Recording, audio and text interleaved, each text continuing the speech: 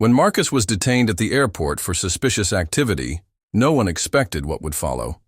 A simple search of his bag unearthed more than just personal belongings. It cracked open a covert operation that put countless lives at risk. How did Marcus go from being a suspect to a hero? This story is one you'll never forget, and let us know which city you're watching from. The airport was alive with its usual chaos, announcements echoing, luggage wheels clattering, and travelers rushing to their gates. Among them was Marcus Brown, a software engineer in his early 30s. Dressed in a crisp white shirt and jeans, he moved with quiet confidence, a sleek black duffel slung over his shoulder. He had just wrapped up a week-long conference where he'd been a keynote speaker, and all he wanted now was to get home to his wife and daughter. Marcus approached the security checkpoint, pulling out his laptop and placing it in a tray. He removed his shoes, belt, and carefully set his duffel bag on the conveyor belt. The process was routine, until it wasn't. A TSA agent, an older man with a hardened face, squinted at the monitor as Marcus's bag passed through the scanner. The agent motioned to a colleague, whispering something that Marcus couldn't hear. Soon, 2 more agents appeared, their expressions unreadable. "Sir, is this your bag?" one of them asked. Marcus nodded, confused but calm. "Yes. Is there a problem?" "We need you to step aside for additional screening," the agent said, his tone clipped. Marcus complied, stepping to the side as instructed. Travelers nearby glanced his way, their curiosity unmistakable. Some whispered, others openly stared. Marcus felt the heat of their gazes but remained composed. The agent began unpacking his bag. Marcus's neatly folded clothes were pulled out, along with his toiletry kit, a book, and his laptop charger. It wasn't until the agent reached into the inner compartment that things took a strange turn. The agent froze, his hand gripping something inside the bag. He exchanged a look with his colleague before pulling out a small rectangular device wrapped in black casing.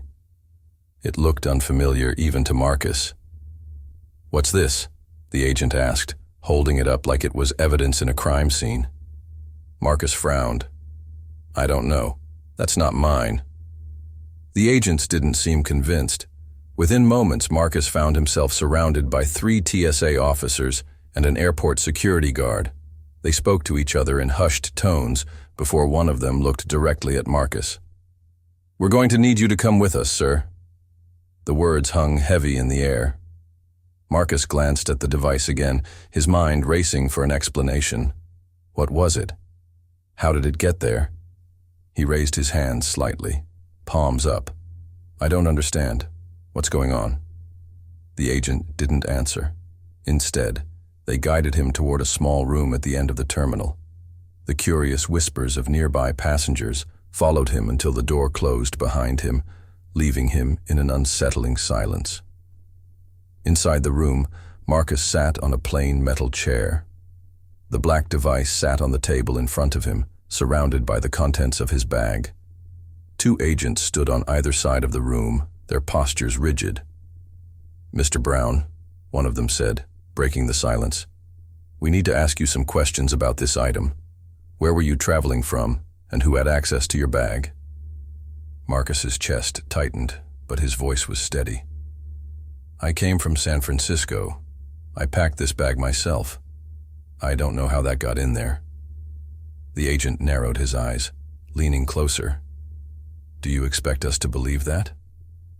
Marcus met his gaze without flinching. "I don't care what you believe. I'm telling the truth." The agent glanced at his colleague, who nodded. "We're going to run some tests on this," he said, gesturing to the device. "In the meantime, we need you to stay here." Marcus leaned back in his chair, his mind churning. He didn't know what was happening, but one thing was clear. His life wasn't going to be the same after this. The minutes felt like hours as Marcus sat in the cold, sterile room. He kept replaying the events in his head, trying to make sense of what was happening. Who could have slipped something into his bag? Was it a mistake or something more sinister? The door opened abruptly, and two new figures entered. One was a stern-looking man in a suit, the other a woman with a tablet in her hand. They introduced themselves as agents from Homeland Security. "Mr. Brown," the man began, his tone firm, "you're in a very serious situation. That device in your bag, it's not just some harmless gadget. It's raising major red flags with our security systems." Marcus stared at them, his confusion deepening. "I've never seen that thing in my life," he said, his voice steady but laced with frustration. The woman tapped on her tablet and turned it toward him. "We've already pulled your travel history, employment records, and personal details. You've got no criminal record, no red flags. So explain to us how this ended up in your possession." "I don't know," Marcus replied, shaking his head. "I'm a software engineer. I travel for work. That's it. I don't have anything to do with whatever that thing is." The man in the suit leaned forward, his eyes narrowing. "Do you recognize this symbol?" He slid a photograph across the table showing a logo etched on the device, an intricate design of overlapping triangles. Marcus frowned. "Number, should I?" The agents exchanged a glance. The woman spoke next, her voice softer but no less probing. "This symbol has been linked to a group we've been monitoring for years. They're involved in, let's just say, activities that pose a serious threat to public safety. So, forgive us if we don't take your word at face value." Marcus felt his frustration boiling over. "I don't know anything about a group or a symbol or any of this. Check my fingerprints, my emails, my everything. I have nothing to hide." The woman studied him for a moment before nodding. "We already are." The man stood up, towering over the table. "Until we get to the bottom of this, you're not going anywhere. If this turns out to be what we think it is, you could be looking at federal charges." The words hit Marcus like a blow. Charges? For something he didn't do? The agents left the room, leaving Marcus alone again. He clenched his fists, staring at the black device on the table. How could this be happening? Minutes later, the door opened once more, but this time it wasn't an agent. It was a man Marcus didn't recognize, a fellow passenger from the flight, dressed in a hoodie and jeans. He had a nervous energy, shifting from foot to foot. The TSA officer behind him announced, "This individual has information about the bag." Marcus's heart raced. Was this the person responsible? The man stepped forward, avoiding Marcus's gaze. "Look, I saw someone messing with his bag in the terminal," he stammered. "I didn't think much of it at the time, but now, I think they might have planted something in there." Marcus shot up from his chair. "What? Who? Did you see their face?" The man hesitated, then shook his head. "No, it was too crowded. But they were wearing a hat and sunglasses, kind of trying to keep their face hidden. I just thought they were adjusting their own bag or something." The agents returned, immediately questioning the man. Marcus felt a glimmer of hope for the first time since this nightmare began. As the questioning continued, one thing became clear. The situation was far from over. But now, there was at least a chance of uncovering the truth. The interrogation room buzzed with urgency. The agents now had a lead, albeit a vague one. The nervous man who stepped forward, identified as Ethan, was whisked away for further questioning. Marcus, still confined to the small, cold room, felt a flicker of hope mingled with unease. Minutes later, the agents returned, the woman now holding a stack of printed surveillance images. "We've pulled footage from the terminal," she said, her tone sharper than before. She tossed a few grainy photos onto the table in front of Marcus. He leaned forward, squinting at the images. In one of them, a shadowy figure in a baseball cap and sunglasses appeared near the luggage carousel. Their hands seemed to brush over his suitcase. "That's the person Ethan described," the woman continued. "And here's where it gets interesting."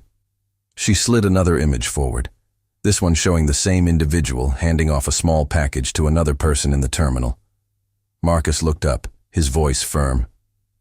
So, it wasn't me. Are you going to let me go now? The male agent shook his head. It's not that simple. Whoever this person is, they were targeting you specifically. We need to figure out why. Marcus's stomach sank. Targeting him? Why? The woman tapped her pen against the table, deep in thought. Do you have any enemies, Mr. Brown? Anyone who might want to frame you or cause trouble for you? Marcus shook his head emphatically. Number I keep to myself. I work, I travel, and I visit my family. That's it. The male agent frowned. Well, someone went through a lot of trouble to implicate you. And that device? It's not just some random object. It's a prototype for a hacking tool capable of bypassing secure airport systems. Marcus's eyes widened. You think they're trying to use me as a cover? Precisely, the woman replied. If they succeeded, it would have looked like you planted it. They'd have time to slip through security unnoticed while you were detained. The weight of the revelation hit Marcus like a ton of bricks. He realized this wasn't just about him anymore. It was about something much larger. Just then, another officer entered the room with an urgent update. Agents, we've identified the second individual from the handoff in the footage. They were flagged leaving the airport in a taxi heading downtown. The male agent stood abruptly, his jaw tightening. Get the local authorities on it. We can't afford to lose them. As the agents prepared to leave, Marcus stopped them. Wait, what happens to me? Am I free to go? The woman gave him a hard look. Not yet. You're still part of this investigation, but for now, you'll be moved out of detention. Relief washed over Marcus, though it was tempered by lingering uncertainty. As they escorted him to a holding area, he couldn't help but think of the broader implications. Someone out there had not only tried to frame him, but was using the chaos to execute a larger plan. In the holding area, Marcus sat in silence, his mind racing. Who would want to do this? Why him? Hours later, the agents returned with updates. The person in the surveillance footage had been tracked down. They were apprehended in a motel room downtown. Alongside them was a laptop loaded with incriminating data and detailed instructions on how to frame Marcus. The agents looked at Marcus with a new sense of respect. It's clear you're a victim in this, the woman said. We'll make sure your name is cleared. But we need one last thing from you. What's that? Marcus asked cautiously. Help us figure out why you were targeted, she replied. Marcus took a deep breath, realizing that while this nightmare might be nearing an end for him, the fight for justice was far from over.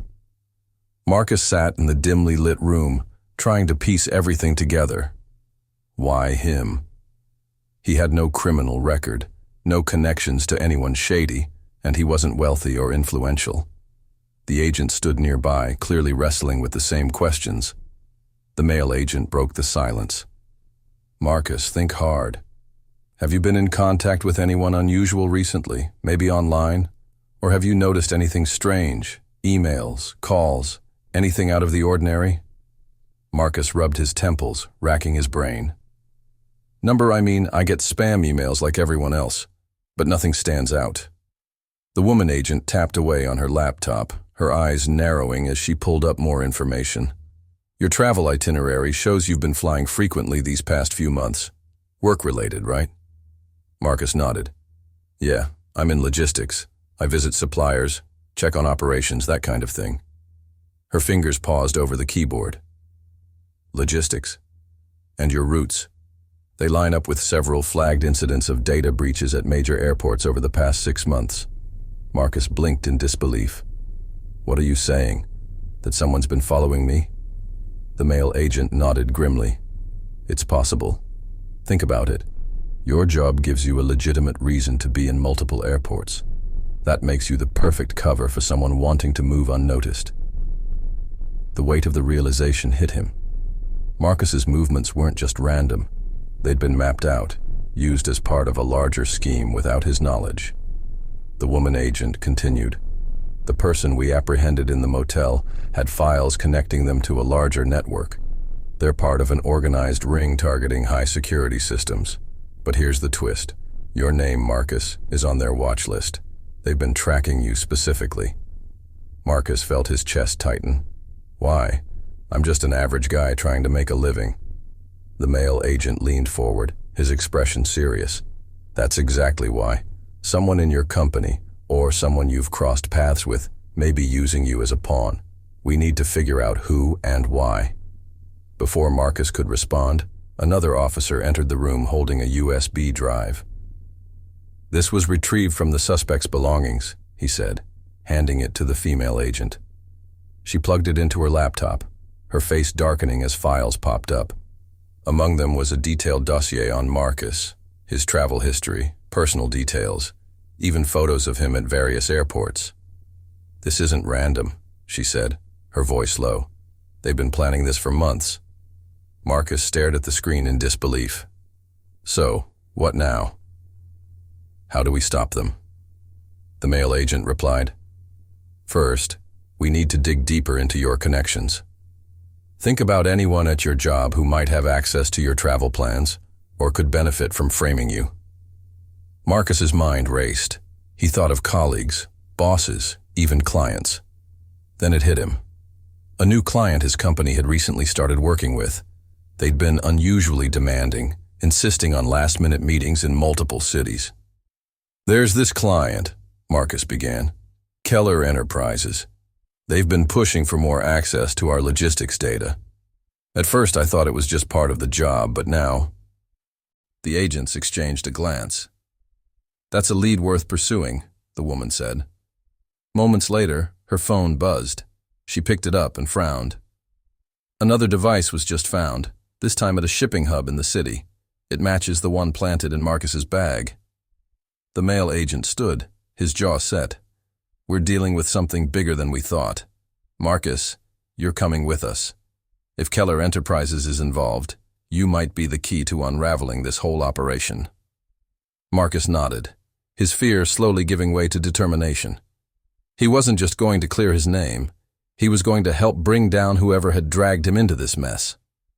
As they prepared to leave, Marcus couldn't help but wonder. Was this just the beginning of something even more sinister? The ride to the shipping hub was tense, but Marcus's resolve had strengthened. He wasn't going to let someone else's crimes define his life.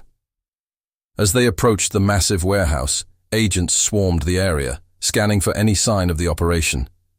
Inside, the air buzzed with activity. Agents quickly identified a suspicious shipment linked to Keller Enterprises. Marcus, flanked by the two lead agents, was brought to a secluded office where they began going through the evidence. The female agent worked swiftly, pulling up records from the confiscated devices. This is it, she muttered, scrolling through data. Keller Enterprises is more than a logistics client. They're running an international smuggling operation, and Marcus's routes were the perfect cover for their illegal tech shipments. Marcus clenched his fists. I knew something was off. They kept pushing for more access, more data, but I never imagined. The male agent placed a hand on Marcus's shoulder. You're not to blame for this. They exploited your honesty and your routine. But now, we've got them. As the agents pieced together the evidence, an alarming discovery came to light. Keller Enterprises wasn't just moving tech. They were trafficking sensitive data, including security codes for critical airport systems. If these codes got into the wrong hands, it could cripple infrastructure across the country. The female agent stood abruptly. We need to act now.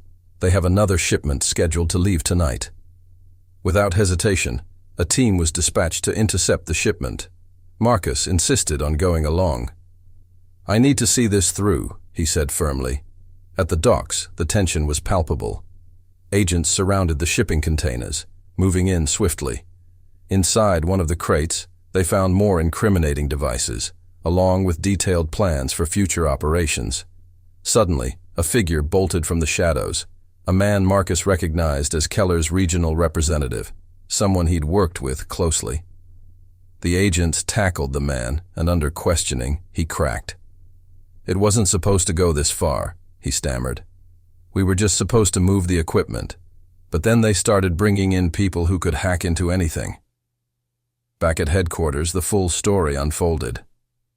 Keller Enterprises had built a network of insiders and unwitting participants like Marcus to create a nearly undetectable smuggling ring. Marcus's travel patterns and clean record had made him the perfect scapegoat. With the evidence in hand, arrests were made across multiple cities. The smuggling ring was dismantled, and Marcus's name was finally cleared. As he left the station, Marcus felt a mix of relief and anger. He thought about how easily his life had been turned upside down, and how many others could have been caught in similar traps. In a follow-up interview, Marcus shared his story with the media, warning others to stay vigilant. "I didn't think it could happen to me," he said, his voice steady but emotional. "But the truth is, we're all vulnerable. Pay attention to what's happening around you. Question things that don't feel right. And never underestimate the power of doing the right thing." The agents who had worked with Marcus commended his bravery, saying his cooperation had been crucial in taking down a dangerous network. As Marcus returned to his everyday life, he carried a newfound purpose. He started volunteering to educate others about cybersecurity and fraud prevention, determined to make sure no one else fell victim to schemes like the one that had almost destroyed him. The story ended not with defeat, but with hope, a reminder that even in the darkest situations, truth and determination can prevail, and that doing the right thing, no matter how hard, can make all the difference.